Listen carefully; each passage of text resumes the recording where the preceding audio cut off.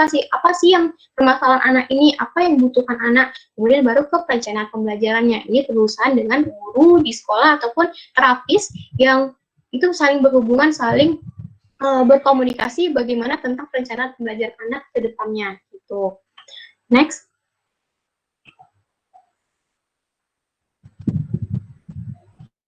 Next, Kak.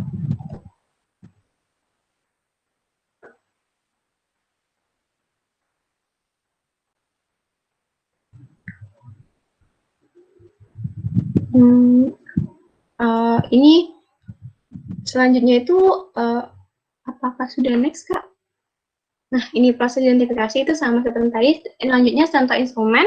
Contoh instrumen dari yang digunakan itu tadi yang saya jelaskan tadi sudah DSM 5.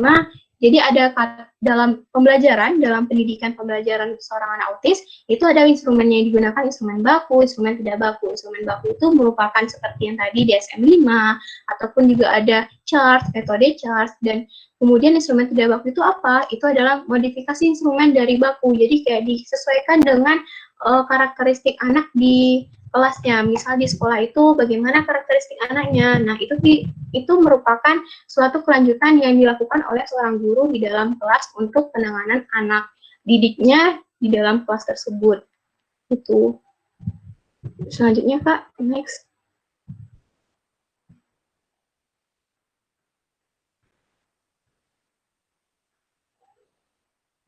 Next, Kak.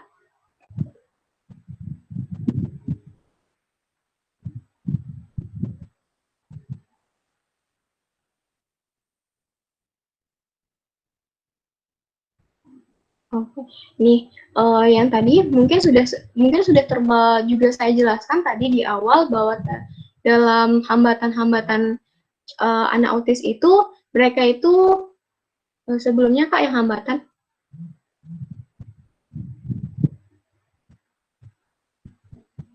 slide sebelumnya Kak.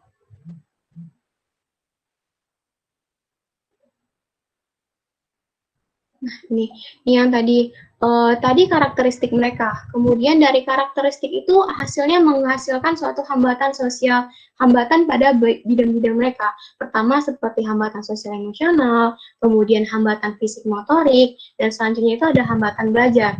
Nah, hambatan sosial emosional ini itu seperti yang tadi karena kesulitan dalam memahami pembicaraan, akhirnya itu mereka yang seperti menyendiri, mereka itu menarik diri dari lingkungan, kemudian akhirnya melakukan satu perilaku yang tidak sesuai dengan norma yang ada gitu. Kemudian tentang hambatan fisik motorik. Kenapa hambatan fisik motorik juga terjadi? Karena mereka itu yang tidak misalnya terlatih, mereka tidak dilakukan intervensi, akhirnya itu fisiknya mereka itu mengalami suatu kekakuan gitu, karena mereka tidak terbiasa terlatih. Akhirnya itu misalnya seperti mulut mereka dan artikulasi mereka karena tidak terbiasa untuk berbicara, akhirnya itu ada kekakuan, dan jika ada kekakuan itu akhirnya itu butuh lagi penanganan yang lebih lanjut karena ini suatu kompleksnya itu dari hambatan sosial emosional mereka. Nah, kemudian lanjut lagi ke hambatan belajar. Kenapa hambatan belajar? Karena ini lebih dampaknya itu ke pemahaman. Namun, di dalam studi yang ditemukan, itu anak autism ini nih, mereka itu tuh ditemukan 70% anak yang mengalami autis itu mereka itu memiliki intelektual yang normal. Kemudian 15% mereka itu mengalami di bawah rata-rata, yang bisa dikatakan juga mereka menjadi kayak memiliki hambatan ganda, itu misalnya mereka menjadi tunagrahita juga. Kemudian ada lagi 15% selanjutnya itu mereka dikatakan superior atau memiliki termasuk juga anak cibi gitu, anak yang cerdas istimewa dan bakat istimewa. Jadi secara keseluruhan anak autis itu dalam penelitian yang ditemukan itu mereka itu memiliki IQ yang normal, sehingga dalam hambatan kognitif ini mereka itu lebih permasalahannya itu dalam mereka tidak memahaminya tadi, karena mereka sosial mereka tidak dapat, akhirnya itu mereka itu berimbas ke dalam hambatan belajar mereka gitu. Makanya mereka akhirnya sulit dalam memahami pelajaran, lemah dalam pengucapan dan kontrol suara begitu. Nah, selanjutnya Kak.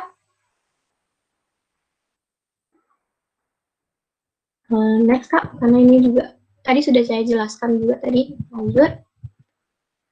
Lanjut, Kak. Nah, ini intervensi pendidikan anak autis ini. Nah, tadi setelah kita membahas tentang pengertian mereka, tentang karakteristik mereka, kemudian tentang udah karakteristik juga tentang penanggulangan mereka, kemudian lanjut juga tadi tentang hambatannya yang mereka dapatkan dampak dari autis yang mereka rasakan, kemudian tadi tentang identifikasi dan proses identifikasinya. Nah, selanjutnya itu apa solusi gitu dari intervensinya ini adalah suatu bentuk kayak apa kita bentuk apa kita kepada anak gitu. Jadi untuk intervensi kita kepada anak itu inilah bentuk intervensinya. Nah, dari segi keseluruhan yang dijelaskan ini dalam slide yang bisa dibaca itu oleh teman-teman karena keterbatasan waktu itu tuh hampir sama seperti intervensi yang dilakukan oleh untuk anak-anak berkebutuhan khusus lainnya karena namun terkhusus di dalam anak autis ini mereka itu lebih yang diutamakan itu adalah tentang dalam bentuk intervensi mereka dalam bentuk hambatan komunikasi yang mereka miliki. Jadi ketika yang pertama kali biasanya dilakukan untuk intervensi pendidikan anak autis itu adalah tentang ketahanan duduk, kemudian kontak mata. Nah, setelah ketahanan duduk dan kontak mata ini mereka dapatkan, nah biasanya itu baru lanjut ke pembelajaran selanjutnya. Karena tadi setelah saya jelaskan juga bahwa intelijensi anak autis ini tidak mengalami hambatan, artinya mereka tidak terlalu, mereka bisa mendapatkannya jika mereka telah mendapatkan yang tadi intervensi terhadap sosial mereka seperti ketahanan duduk, kontak mata, gitu. Nah, selanjutnya itu mungkin Kak bisa next Kak. Model layanan itu mungkin itu akan dijelaskan selanjutnya oleh rekan saya yang lain. Boleh dipersilakan Kak. Ada Kak Adel, dipersilakan.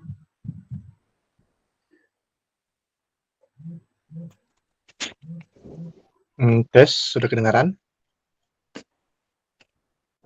Tes? Iya, sudah terdengar. Iya. Dengar. Terima kasih untuk kesempatan telah diberikan. Jadi saya akan menjelaskan tentang model layanan pendidikan untuk anak autis. Tidak untuk menunggu waktu lebih lama lagi. Yang pertama yaitu layanan pendidikan anak usia dini. Di sini layanan pendidikan anak usia dini terdiri dari program terapi intervensi dini, dan program terapi suportif. Lalu masuk ke layanan berikut yaitu layanan pendidikan lanjutan. Layanan pendidikan lanjutan terdiri dari beberapa tahapan, seperti kelas transisi, program pendidikan inklusif, program pendidikan terpadu, sekolah khusus autisme, program sekolah rumah atau homeschooling, dan pusat rehabilitasi autisme. Untuk mempercepat mungkin layanan berikut, sudah, ya. Layanan pendidikan usia anak ini yaitu layanan pendidikan anak usia dini terdiri dari program terapi intervensi. Ini sudah ya? Oh ya, maaf. Oh ya, ini sudah ya? Oh ya.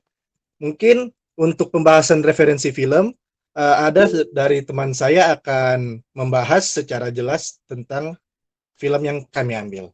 Mungkin dipersilakan untuk saudari Dira mungkin? Atau kita persingkat saja? Iya, terima kasih. Oh ya, persingkat saja.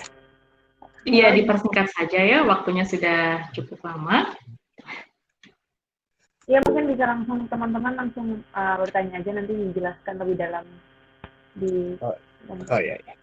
Sekian presentasi dari kami, dan mungkin untuk sesi dari tanya jawab akan disampaikan mungkin setelah materi ketiga ya, kalau tidak salah, untuk menghemat waktu juga. Baik. Mungkin saya kembalikan lagi kepada moderator. Baik, terima kasih Readel Paruntu dan juga Dea Resti yang sudah memaparkan kajian tentang psikologi pendidikan anak autisme. Materinya lengkap ya dan sangat mendetail tadi penyajiannya. Dan saya pun juga sudah membuka pertanyaan 3 saja untuk topik autisme. Namun nanti menjawabnya ketika kelompok terakhir sudah selesai presentasi. Jadi sekarang kita lanjut ke kelompok yang terakhir yaitu anak dengan kesulitan belajar. Silakan dipersiapkan.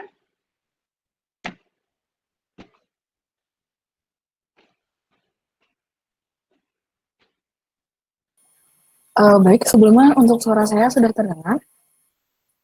Sudah? Oke, bisa di-share screen.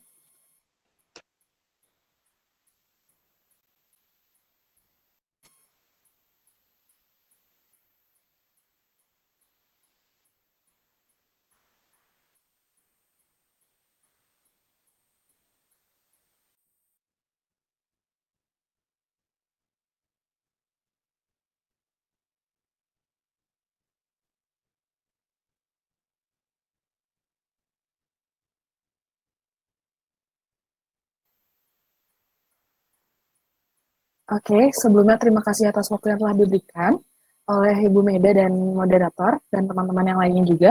Di sini untuk kesempatan pada kali ini uh, kita akan membahas mengenai gangguan kesulitan belajar khusus. Sebelumnya saya akan memperkenalkan diri terlebih dahulu dan untuk teman-teman saya juga saya yang akan mewakili. Bisa di next. Oke, kami dari kelompok 2.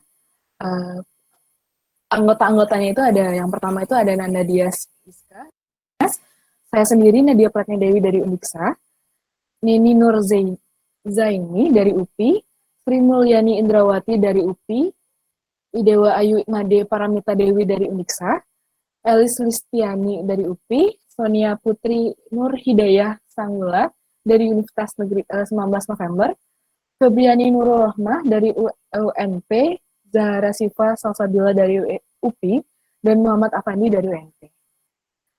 Baik, di sini saya sebagai pembawa materi, di sini untuk gambaran umum, untuk mempersingkat waktu juga, supaya teman-teman tidak mulai bosan, karena di sini udah kelompok terakhir ya. Baik, untuk gambaran umum, setiap anak itu memiliki kemampuan yang berbeda-beda dalam perkembangannya. Anak yang berbeda ini disebut sebagai anak berkebutuhan khusus. Salah satu gangguan yang terjadi pada anak tersebut adalah kesulitan untuk belajar atau learning disability. Bisa next.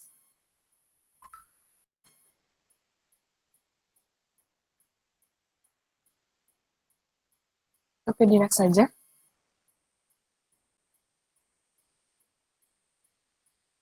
Oke, untuk sekarang adalah pengertian kesulitan belajar. Untuk pengertian kesulitan belajar menurut IDEA atau Individual with Disability Education Act Amendment pada tahun 1997, yang kemudian ditinjau kembali pada tahun 2004, secara umum, anak dengan kesulitan belajar ini adalah anak-anak yang mengalami hambatan atau penyimpangan pada satu atau lebih proses-proses psikologi dasar yang mencakup pengertian atau penggunaan bahasa, baik lisan maupun tulisan, di mana hambatannya dapat berupa tidak mampunya mendengar, berpikir, berbicara, membaca, menulis, mengeja, atau berhitung. Dan selanjutnya ada menurut NJCLD atau the National Joint Committee on Learning Disability, yang dimana menyebutkan bahwa kesukaran belajar adalah terminologi umum yang dikaitkan pada kelompok penyimpangan heterogen, ditunjukkan pada kesulitan nyata dalam penguasaan dan penggunaan dari aktivitas mendengar, berbicara, membaca, menulis, berpikir, ataupun ketidakmampuan dalam matematika. Oke, di next. Oke, untuk kesimpulannya di sini jadi untuk kesulitan belajar ini adalah kesulitan belajar disebut juga dengan learning disability, di mana kondisi ini biasanya ditandai dengan ketidakmampuan anak di dalam belajar karena terdapat gangguan saraf emosi, kromosom, dan ataupun dalam neuron pada otak. Dan untuk learning disability ini juga dapat diartikan sebagai kelainan dalam satu atau lebih proses psikologi dasar, termasuk dalam pengertian dan dalam penggunaan bahasa, berbicara atau menulis yang dicirikan oleh anak yang tidak optimalnya kemampuan untuk mendengar, berpikir, berbicara, membaca, menulis, mengeja, dan mengerjakan operasi hitungan. Bisa di next.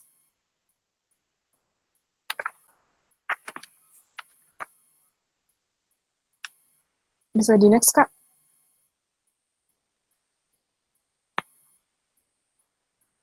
Oke, untuk jenis-jenis kesulitan belajar itu dibagi menjadi beberapa. Yang pertama adalah kerusakan otak. Untuk kerusakan otak, itu kita sudah tahu ya, otak itu adalah sebuah organ yang berada di dalam otak kepala sebagai pengendali semua fungsi dalam tubuh. Jadi termasuk mengendalikan pergerakan, perasaan sensasi atau dan pikiran. Otak ini juga membuat manusia bisa berpikir dan masalah. Dan itulah mengapa kesehatan otak ini sangat penting untuk dijaga agar fungsi-fungsi dalam tubuh kita itu menjadi lebih baik. Dan kerusakan otak ini merupakan salah satu faktor yang dapat menyebabkan terjadinya kesulitan di dalam suatu proses pembelajaran. Setelah itu ada gangguan persepsi, di mana gangguan persepsi ini adalah suatu tahapan atau tahapan proses daya mengenali, mengorganisasikan dan memahami rangsangan inderawi yang kita terima dari lingkungan-lingkungan sekitar kita. Dan dalam gangguan persepsi ini juga dibagi menjadi beberapa, seperti yang pertama itu ada halusinasi, ilusi, derealisasi, setelah itu ada depersonalisasi, dan gangguan somatosensorik. Maaf kalau misalnya ada kesalahan pengucapan. Setelah itu ada MBD atau Minimal Brain Dysfunction, yang dimana di dalam MBD ini disebut juga dengan ketidakberfungsiannya minimal otak atau minimal brain dysfunction, di mana itu kondisi gangguan saraf minimal kepada anak-anak. Tidak berfungsian ini bisa termanifestasi atau tercipta dalam berbagai kombinasi kesulitan seperti persepsi, seperti yang tadi telah disebutkan, konseptualisasi. Setelah itu ada bahasa, memori, pengendalian perhatian, impulsif atau dorongan, atau fungsi motorik. Anak yang mengalami minimal brain dysfunction ini cenderung ketidakberfungsian otaknya itu untuk berpikir, selain itu juga menerima materi dalam kelas, stimulus maupun rangsangannya juga kurang. Yaitu anak-anak yang mengalami disfungsi minimal otak pada saat lahir akan menjadi masalah besar pada saat anak akan mengalami menginjak proses pembelajaran di sekolah ataupun di rumah. Seperti gangguan belajar yang lainnya, gangguan belajar ini juga yang MBD itu membutuhkan perhatian dan penanganan untuk membantu anak tersebut untuk berpikir, terutama dalam proses belajar mengajar di sekolah maupun di rumah. Setelah itu ada gangguan kemampuan motorik atau dispraksia, di mana kemampuan gangguan ini, untuk gangguan dispraksia adalah sebuah gangguan neurologis yang menyebabkan gangguan pada kemampuan seseorang untuk merencanakan dan memproses sebuah gerakan motorik. Seseorang dengan dispraksia ini sering memiliki gangguan dalam berbicara dan terkadang memiliki masalah dalam persepsinya. Dispraksia ini tidak berpengaruh pada inteligensi seseorang. Setelah itu ada gangguan kesulitan menulis atau disgrafia. Seperti disebutkan ini, untuk kemampuan menulis itu, gangguan belajar itu berpusat pada kemampuan menulis anak. Karakteristik disgrafia ini adalah tulisan tangan dari anak tersebut seringkali sulit untuk dibaca, maupun dari anak ataupun dari guru atau orang-orang sekitarnya. Anak yang mengalami disgrafia ini juga terkadang menggunakan kata-kata yang salah dalam berkomunikasi. Anak yang mengalami disgrafia ini dapat dianggap sebagai anak yang malas, biasanya dianggap sebagai anak yang malas, anak yang ceroboh karena memiliki tulisan tangan yang tidak rapi. Hal ini dapat menurunkan seperti harga diri seorang anak itu, atau self esteem-nya itu lebih kurang, atau daya kepercayaan diri berkurang. Anak bisa merasa cemas dan memiliki sikap yang buruk saat di sekolah ataupun di lingkungan sekitarnya dia. Disgrafia ini terlihat sama seperti disleksia, yang nanti akan saya bahas juga, karena terkadang penderita disleksia ini juga mengalami gangguan pada penulisan dan pengejaannya. Karena terkadang anak-anak itu yang anak mengalami disgrafia ini biasanya secara akan beriringan untuk disleksia dan disgrafia ini biasanya beriringan oleh karena itu dibutuhkannya pemeriksaan yang lebih jelas untuk mengetahui gangguan belajar yang dialami oleh anak tersebut.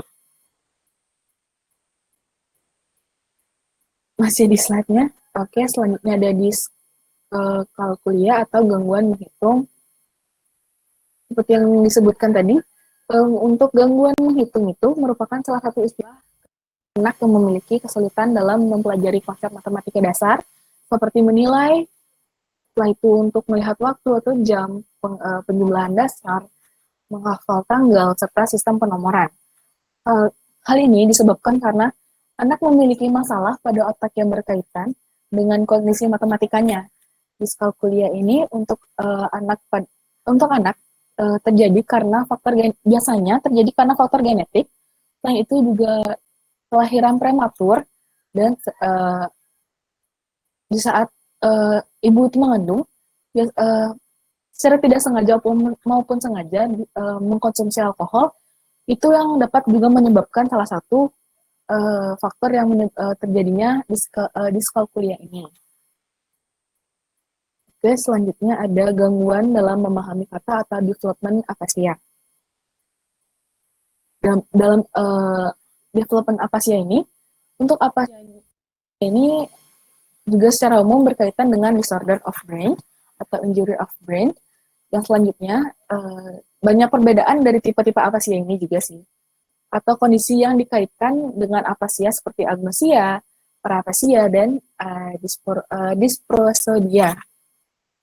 Gangguan ini termasuk dalam gangguan bahasa yang dikelompokkan kepada masalah reseptif dan ekspresif, di mana afasia ini juga dapat diderita oleh anak-anak ataupun orang dewasa juga.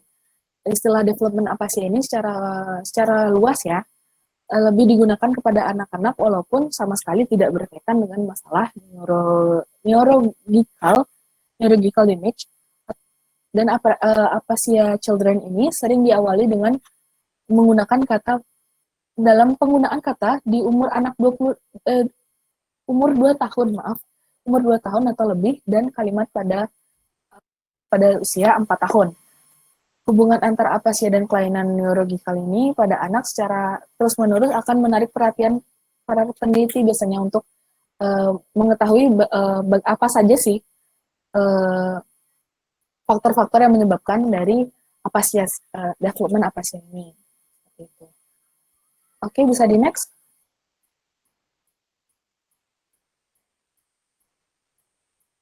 Oke, selanjutnya ada karakteristik dari anak yang kesulitan dalam belajar. Untuk yang pertama adalah masalah persepsi atau koordinasi, di mana anak yang kesulitan belajar menunjukkan gangguan dalam persepsi penglihatan dan pendengarannya. Masalah ini tidak sama dengan masalah ketajaman penglihatan dan ketajaman pendengaran, seperti yang dialami oleh seorang anak tunanetra atau tunarungu. Di mana sebagai anak yang mengalami gangguan persepsi visual tidak dapat membedakan huruf atau kata-kata yang bentuknya mirip seperti D dan B, itu mereka agak sulit untuk membedakannya, seperti itu. Kemudian anak yang mengalami masalah persepsi pendengaran mengalami kesulitan dalam membedakan bunyi-bunyian seperti kopi dan topi. Di bagian hal itulah yang masih menjadi hambatan mereka. Selain itu, anak-anak yang mengalami masalah dalam koordinasi motorik itu seperti gangguan keterampilan motorik halus, seperti gangguan dalam menulisnya dia. Setelah itu, dalam keterampilan motorik kasar seperti tidak dapatnya melompat ataupun menendang bola secara tepat. Biasanya dia akan menyimpang seperti itu. Di saat seperti dia menendang bola, dia akan yang seharusnya lurus, maka itu akan berbelok atau sebagainya. Oke, selanjutnya yang kedua ada gangguan dalam perhatian atau hyperaktif, di mana anak yang walaupun anak yang memiliki masalah ini dalam perhatian dan aktif, tanpa disertai kesulitan belajar, munculnya kesulitan belajar sangat tinggi di antara anak-anak yang mengalami masalah perhatian dan hiperaktif. Banyak ahli yang menekankan bahwa hal ini masalahnya bukan kepada kelebihan gerak atau tetap kelebihan gerak dari anak tersebut, tapi lebih mendasar adalah hal sulitnya mereka berkonsentrasi dalam satu hal. Jadi mereka akan memiliki fokus yang banyak dan terlihat seperti hyperaktif seperti itu. Walaupun anak-anak itu memiliki gerak terbatas dan biasanya gerak-geraknya itu terarah dan itu juga belum tentu hyperaktif, karena anak-anak yang hyperaktif atau banyak gerak akan tidak bisa mengarahkan dirinya sendiri atau sulit dalam berkonsentrasi di dalam satu hal. Seperti menyelesaikan pekerjaan itu untuk anak-anak normal biasanya 2-3 menit itu sudah dirasa maksimal untuk di pengerjaan masalah yang mudah. Tapi untuk anak-anak yang memiliki kecenderungan hyperaktif ini dan gangguan perhatian ini bisa menyelesaikan pekerjaan tersebut lebih dari 2 atau 3 menit tersebut. Di samping itu, anak yang hyperaktif juga sulit untuk melakukan kontak mata dan sulit untuk berkonsentrasi perhatiannya. Dan ini juga stimulus-stimulus yang ada di dekatnya itu terjadi tanpa adanya seleksi. Sebagai contoh, apabila anak diberi tugas melakukan sesuatu, ia itu tidak dapat menuntaskan pekerjaan seperti yang tadi saya bilang. Untuk di tugas A, dia diminta untuk mengerjakan tugas A, tapi dia tidak fokus dalam tugas A tersebut. Dia akan beralih ke objek-objek lainnya yang ada di sekitarnya dia dan ya. Setelah itu ada gangguan dalam masalah mengingat dan berpikir. Dalam hal ini, anak berkesulitan belajar di dalam hal mengingat dan berpikir ini kurang mampu untuk menggunakan strategi untuk mengingat sesuatu. Contohnya, kepada beberapa anak diperlihatkan suatu daftar kata untuk mengingat, misalnya seperti abjad atau hewan-hewan, gambar hewan. Anak normal itu pasti akan secara spontan untuk menunjukkan dan mengkategorikan kata-kata tersebut agar dapat lebih mudah dimengerti oleh anak tersebut. Ini untuk yang anak normal. Tapi untuk anak yang tidak normal itu, maksudnya memiliki gangguan masalah dalam mengingat dan berpikir itu, dia akan sulit untuk mengkategorikan objek-objek yang ada di depannya tersebut. Untuk memudahkan dia mengingat itu lebih sulit gitu. Dan anak berkesulitan belajar dalam kesulitan mengingat materi secara verbal ini, hal ini terjadi karena mereka memiliki masalah dalam pemahaman bunyi bahasa, sehingga sulit memaknai kata ataupun kalimat. Apabila anak itu salah menangkap bunyi, maka akan menimbulkan kesalahan dalam memaknai satu kalimat. Misalnya anak sulit membedakan bunyi huruf K dan T, sehingga untuk kata kopi yang disebutkan kopi, tapi yang mereka dengar itu topi, seperti itu. Dengan demikian, mereka itu akan sulit memahami ucapan dan mengandung kata kopi dan topi ini pada akhirnya akan sulit diucapkan oleh mereka karena mereka masih bingung dalam memaknai suatu kalimat atau suatu kata. Selanjutnya yang keempat ada kurang mampu menyesuaikan diri, di mana anak berkesulitan belajar ini menunjukkan gejala kurang mampu menyesuaikan diri dengan lingkungannya. Di mana anak yang mengalami kesulitan belajar ini sering mengalami kegagalan sesuai dengan tingkat kesulitannya. Dampak dari kegagalan tersebut adalah anak itu kurang merasa percaya diri, merasa cemas, dan takut melakukan kesalahan yang akan menjadi bahan cemoohan untuk anak-anak, untuk teman-temannya itu. Sehingga ia akan menjadi ragu untuk berinteraksi di dunia luar dan lebih memilih untuk mengasingkan diri ataupun menutup dirinya. Setelah itu ada menunjukkan gejala sebagai siswa yang tidak aktif. Itu anak-anak yang memiliki kesulitan belajar ini akan kurang mampu untuk melakukan strategi untuk memecahkan masalah akademis secara spontan. Hal ini terjadi karena mereka akan merasa sering mengalami kegagalan. Contohnya, anak kesulitan belajar tidak berani untuk menjawab pertanyaan guru dan menjawab soal apapun yang ada di papan tulis yang dituliskan oleh gurunya secara spontan. Dan setelah itu ada pencapaian hasil belajar yang rendah, di mana sebagian anak berkesulitan belajar ini memiliki ketidakmampuan dalam berbagai bidang akademik, misalnya dalam membaca, pengucapan, tulisan, berhitung, dan sebagian anak itu lebih anak lagi hanya pada satu atau dua objek saja. Mereka tuh hanya bisa mengerti beberapa objek saja.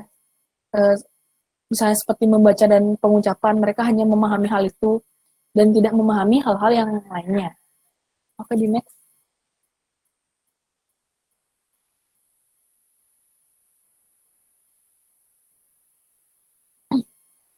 Oke, selanjutnya ada etimologi penyebab anak berkesulitan belajar. Untuk etimologi ini, secara umum, faktor kesulitan belajar ini dapat disebabkan oleh faktor internal dan maupun eksternal. Ada dua faktor. Untuk faktor internalnya ini, yang mencakup faktor internal ini adalah faktor konsumtif tubuh atau fisiknya itu, dan faktor psikologi. Setelah itu untuk faktor eksternal itu lebih berpengaruh dalam mencakup faktor alamiah dan faktor sosialnya anak tersebut. Oke, di next.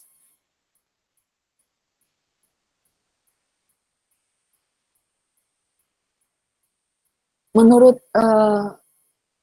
Hitch atau saya maaf kalau misalnya ada sedikit salah ya, karena saya juga bingung untuk penyebutannya.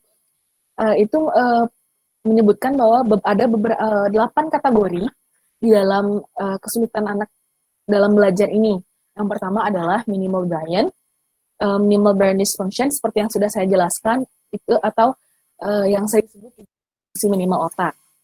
Setelah itu ada mixed domains atau mixed literally, yang dimana anak tersebut tidak dapat dominasi literalitasnya, seperti itu.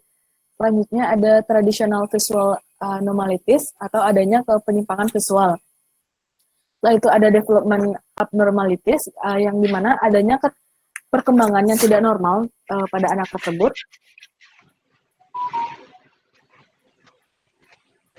Atau ini bisa dibaca masing-masing ya, kalau misalnya teman-teman yang melihat bisa meng-capture gitu, dan Nadia bisa lanjut ke slide berikutnya. Oke. Mungkin di screenshot atau di capture. Ya.